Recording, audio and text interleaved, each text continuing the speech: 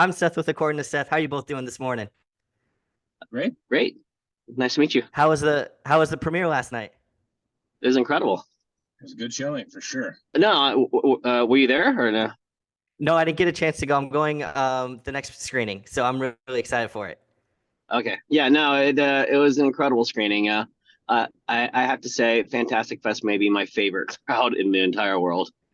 They got Fantastic Fest is unlike anything. Yeah, and it's so positive of an experience. Like everybody's like really into it. Everyone's loud. Everyone's cheering.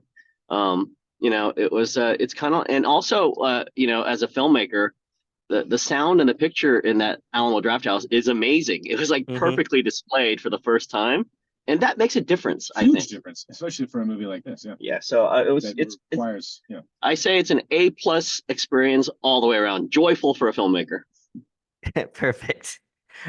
Joseph, I know you wanted to make a horror film for your kids and for teenagers. Horror's always been like accessible, but it does feel like it's kind of getting away from, the fun films like Monster Squad, all the Amblin films. So what do you think makes a film accessible, and what is like the perfect ingredient for this? Well, I say a friend to all is a friend to no one, right? So you Mhm. got to make a choice, like who is the target audience at the end of the day, and there's going to be ultimately a certain level of fall off of people when you make something for kids. There's going to be some people that just lost the kid inside, Mhm. and and the problem is that this, like, most people want to capture everything, so they sort of chaperone the movie. They slow it down. They try to make sure that the adults like it. But let's be honest, a lot of stuff that kids like the adults are not supposed to like. Like, they're not Mhm. supposed to be invited to the party. Oh, and if they stay at the party, they just got to be like cool anyways. So, I leaned it more towards teenagers. It's much faster than a normal movie, because, teens, they process information differently. In fact, the problem with the world today on a certain level is that, movies are not the first choice for kids now.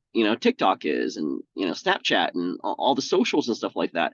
So you've got to Yep. take that sort of perspective and then bring them back into movies, because movies are important. Movies are stories. Without beautiful stories, there's no way to frame your life. I feel movies are incredibly important, and that experience for kids is really, really important. So it's calibrated a little bit faster. It's going to lose some of the older audience, but some of them will stay, and we have things in there for the older audience too. Um, Yep. it's a little bit of a longer story, but also there is another aspect to it too. When you play media for that's mine. that was yours. Yeah, Okay. when you when you play things for kids for the first time, it's the first time they're going to be seeing a lot of beats. Mhm. It's the first time they see a shock jump cut, or first time they see a monster come in, first time they see a possession, any of this stuff. It's like when you play, like sometimes you hear like a song and it has beats and chords that you've already heard in other songs, but for the kids, Mhm. that's the first time they see it and hear it, and you're like, well, that will never be as good as my original thing that I've heard it. And you know what? You're absolutely 100% correct. It will never be for you as good as when you first heard it. But for those kids, that's the way they're going to hear it for the first time. Yep. So this movie kind of works that same way. I know that there's going to be a lot of 40, 45-year-olds that have seen every one of these beats and go, I have seen this before and I will never be shocked by it. And you know what? That's because you're smarter than me, for sure. But for the kids that see it first time, it's a valid experience for them. And let's not take it away. Yeah. And I'll start this next one with you, Brandon. So what is one horror movie that got you into the genre? I know, like, obviously this is kind of being more accessible to other people. So what is something that got you into this whole genre? Well, I go down the more of the horror comedy aspect, which is why I love Ick, because it hits all the right notes for me. Hmm. You mentioned Monster Squad being Yep. one of my favorites. I mean, I don't know. Do we throw in? See, I'm not a film buff that everybody else is. Do we put in what are the ones with anything that has vampires, werewolves, and Vest. is considered? Are we considered here, or is that a different category? No, that's it. No. Yeah. Yeah. Okay. Well, all of that. I can't even remember the movies. What were all the ones with the Kate Beckinsale and the Underworld. Oh, Van underworld, Helsing. Yeah. Underworld. the Yep. underworld stuff, and the first Blade. You know, I like the action adventure. We're going on a mission. There's still we've got a hero, and there's bad stuff we got to get through, but we get there anyway. Yeah. Constantine.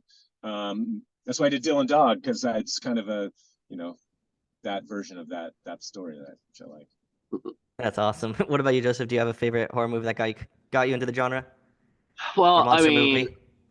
this completely dates me, but as a kid in elementary school, I was young enough, like in the '80s, where like the original Universal monsters were still valid. You know, they were Hmm. playing on Saturday morning TV, and I would go into the library as an elementary school, and I would look at these picture books. I don't even know what they were called, but they're like these orange like covers, and it was black and Yep. white photos, and you would open them up, and they're like these big splash pages. And as like a 10-year-old, I'd be addicted to these things, you know. Hmm. And when I watched the movies, the pacing was a little bit different, and they were scary, but they weren't that scary. But they were accessible enough for a young person like me. And so to this day, it's like Dracula, Mummy, Wolfman. Those are like the Universal monsters still feel like primal to me, you know. Then Hmm. when I got older as a teenager, then I started loving all the Jar Carper stuff, like The Thing. I love Cronenberg's The Fly. I love all that body horror stuff, you know. Um, Yeah. but yeah, but you know what? You know what is a creature feature that no one ever really considers a creature feature, but is definitely a creature feature? E.T. You know, Yes, because ET's a scary thing, right? it Especially for a is. kid. It just you ended up just finding out the monster's not a monster, but everyone else is the monster, right? Yep. But that's a creature feature. That theme still plays because in every creature feature, sometimes you find out that the monster is the people that aren't the monster, right? ET is the exact same thing, but just to the most elevated version. So ET is probably my favorite creature feature of all time. I love that. It's a great movie. Brandon, so your Superman portrayal is one of my favorites. So from Superman fighting aliens to becoming a science teacher fighting aliens, what is it with aliens in you? And with your character being a science teacher, how do you think this helps equip him with the tools to help defeat these aliens more so than Superman? Okay. Um, First part, might have to remind me of the last part of the Okay. last question. The first part, uh, I already forgot what the first part of the question was. Um, It was what you find. matters that would What as a science teacher? science teacher is better. Yeah, Yeah. let's just stick with that one. What basically like helps you be more Well, equipped as a science teacher to fight aliens? I don't know if it's that he's a science teacher. Maybe it's because he works with kids, Yeah. so he can get the kids out of there. He doesn't speak to kids in a different way. You know, Hmm. that's definitely a currency, an emotional intelligence that Hank might have that Soups might not have quite the same way. Yep. I'm sure they probably listen to Superman. Uh, but Hank might have a cooler way of getting him there. It's more of a matter of style than probably effectiveness. But he maybe has a little bit more of an analytical mind. But I like I that. give a lot of attributes and powers to Superman than most people do, probably. So um, so I don't know if that's true. Um, That's and then there perfect. was another part of it that I didn't have an answer for. Oh, so What yeah, it was was it? just basically, what is it with aliens in you? Oh yeah, no, that's just funny because I also played Ray Palmer, Yep. who was 4 or 5 PhDs and science. So science and aliens and sci-fi. I didn't see growing up.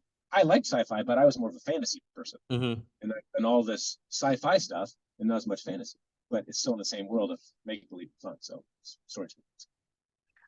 When filming this, Brandon, what do you do as an actor and like a person to help build chemistry with the castmates? Because it does seem like you all have chemistry from what I've seen. Thanks. Yeah, no, we did. I think we all knew we were there. I tried to ground it, although it didn't Hmm. have to do much work because everybody came to it with basically the same attitude. But we're here to do the work. We're all a team. Um, the cast, the crew, we're all a part of this. Everybody rises with everybody else. So Hmm. um, that just kind of helps. I don't know. We didn't. There wasn't ego on set Yep. very much. I don't think. And that's from welcoming the cast and letting know again we're a part of the team and let's do it. We're Can I family. can I say something about Brandon here? Yes, Okay. please. So the shoot was in Houston, Texas during July and August during the worst heat wave ever. And we're Hmm. talking about the worst heat wave in the middle of Houston, Texas, where the humidity is like 100%, you know? Hmm. So like we had 100 degree days, 110 degrees, which literally feels like 130 degrees. I'm not kidding you, right? and it was a brutal shoot. Like you're out there, you're not supposed to sweat. When one of the most amazing things is when you watch this film, you never see the heat, Hmm. and it looks like we're just shooting in a beautiful temperate climate, but it's blazing hot for 12 hours a day. And even at night, when you walk out at like 2 in the morning, it's blazing hot, it's oppressive. And Brandon signed on. And here's the thing about movies these days. Most movies are shot in 20 to 30 days, independent movies, right?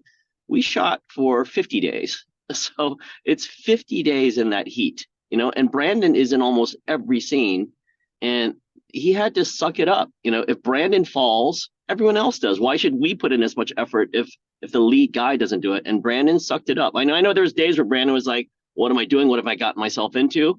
But that is a sign of leadership when you show that you're going to show up on set, you're not going to complain, and you'll do whatever it takes in that obvious hellhole heat.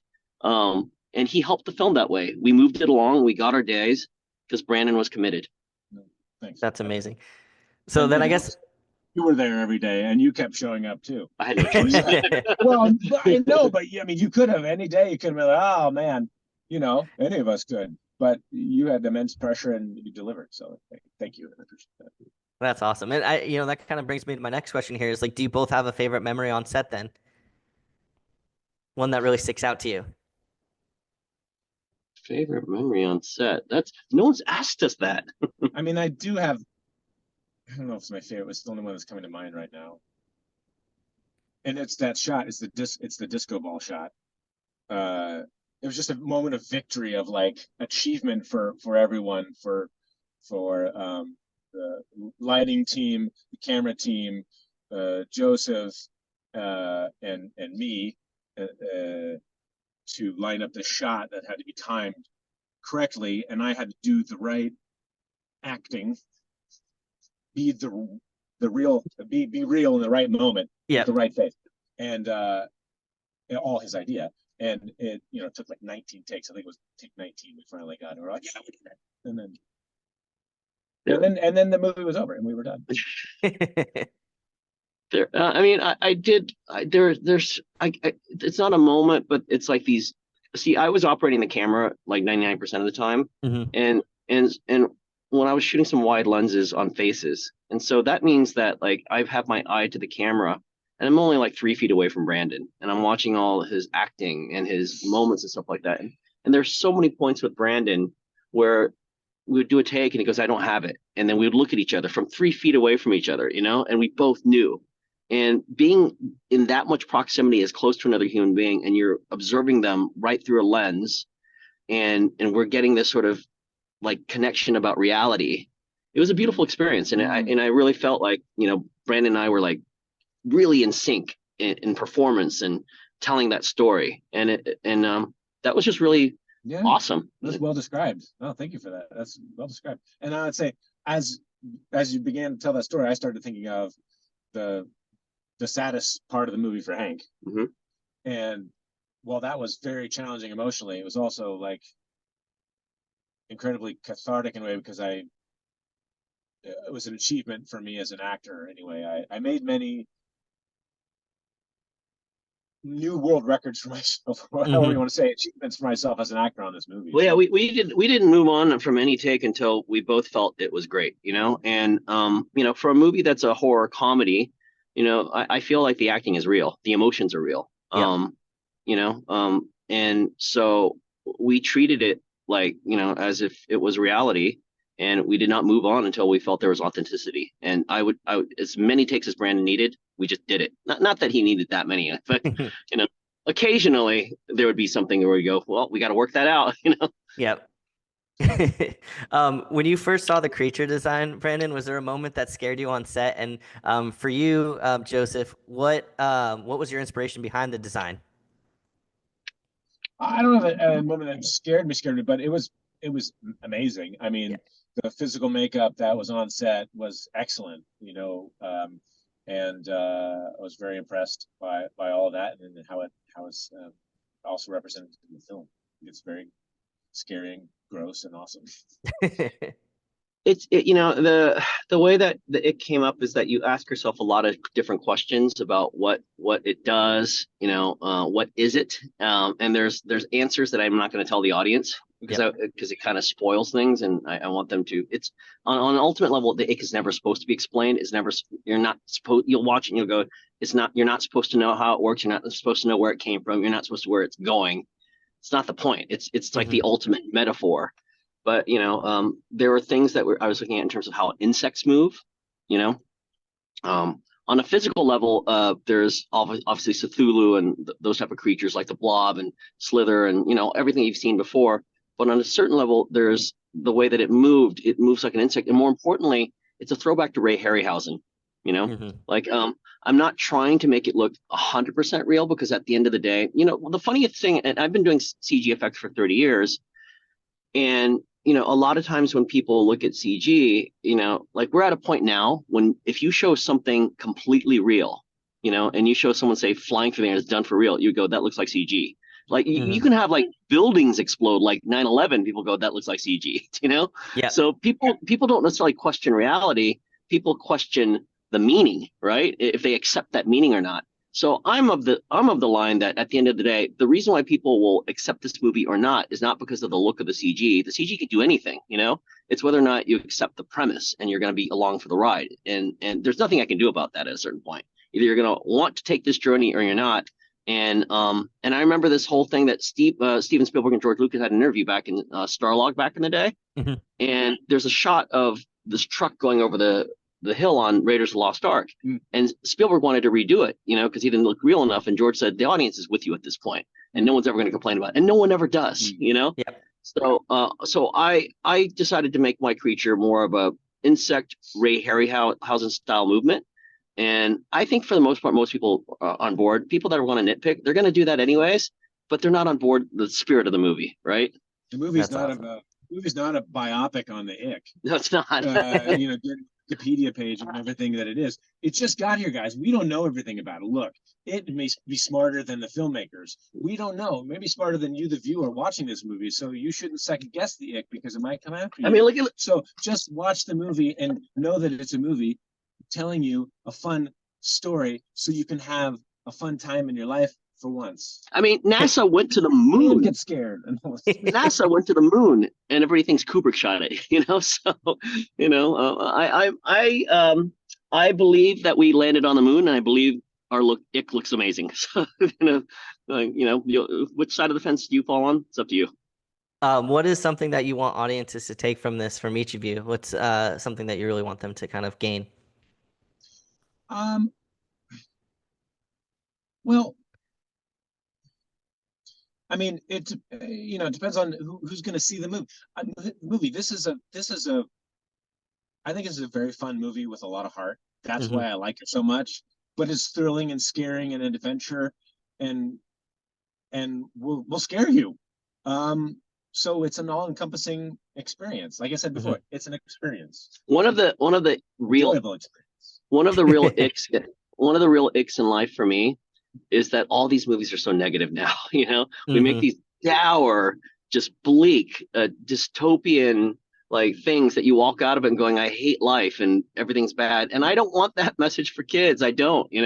I want them to walk in and go, okay, so the adults kind of fucked up, okay, but you can still survive. You still have a choice, and there are adults that are down with you too. We're all in it together. I want you to walk out of it not focused on who dies, but who lives. That's awesome. I like that. Yeah, it's great. Last question I have for you guys. So I love talking movies. It's how I connect with people, and I think it's like the perfect way to kind of help bridge the gap and introduce someone to like who you are as a person. So what is one movie that you both always recommend for someone to get to know and understand you better?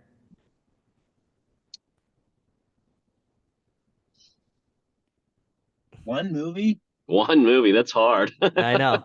You can What's give a few yours? if you want. Give me an example. What's yours? I love Halloween. It's what got me into horror. It's like my favorite thing I always recommend to people, especially if you're getting into horror. It's like the perfect slasher in my opinion. Oh, just okay. Hold is it? This is horror genre or any movie? Any movie. Okay. So I think that has changed for me over the years. Like Yeah. I think when I was like a 12-year-old boy, I would have easily said like Raiders of the Lost Ark, you know? And now as a dad, as a man who has a family, it's probably going to be AI, Steven Spielberg's AI, because the story of a young boy That's awesome. that's abandoned, like that when I watched it Hmm. as like a single man, it affected me. But I remember watching it from the perspective of the boy, like Hmm. you know, I missed my parents, the fear of your mom dying and abandoning, like just all those primal fears of like, being a kid needing love, right? And now when I watch it as an adult, I watch from the perspective of the mom, Mm. and that perspective of Hmm. abandoning your child, that fear of not doing good enough and putting him in a forest by himself, that is such a primal fear for a parent. And now I see it from a completely different point of view. So it's the one movie that flips both sides of the fence for me and both ages and works in two different ways. Yep. And I love the film. And that, if you want to understand me, watch AI. Okay. That sounds great. That's Brandon? weird. I have the same answer. Um, let's go. I have to watch that again. Um, my answer, I guess, I think is, well, I have two, but one's just a silly answer. And it's truth, kind of true because I thought about it. And what is actually Superman Returns? Um, no, or pick any Superman movie. Well, not any Superman. Um, but that is actually kind of whether it was before or it is after Do you like is a story of me a little bit. And then Back to the Future is probably just, if I had no other film, that's probably the film that I would take with me. Um, the sense of adventure and possibility. Hmm. And even though there's a problem, we're gonna figure it out. It's like, that's a Doc Brown was kind of the first, well, not first, but there's a whole thing about positive, not being problem oriented, but solution oriented. Like everything is Yep. just it's a better word for it.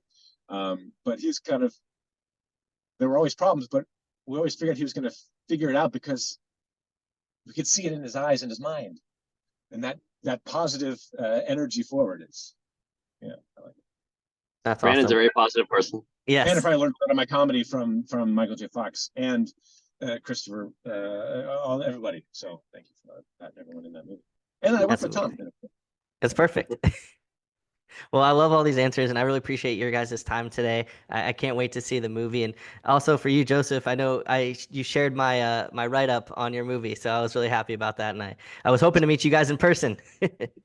Awesome. Well, Next time. I'll see you. I think I'll be there Wednesday actually. So. Oh, perfect. Yeah, I'll come down and meet you then.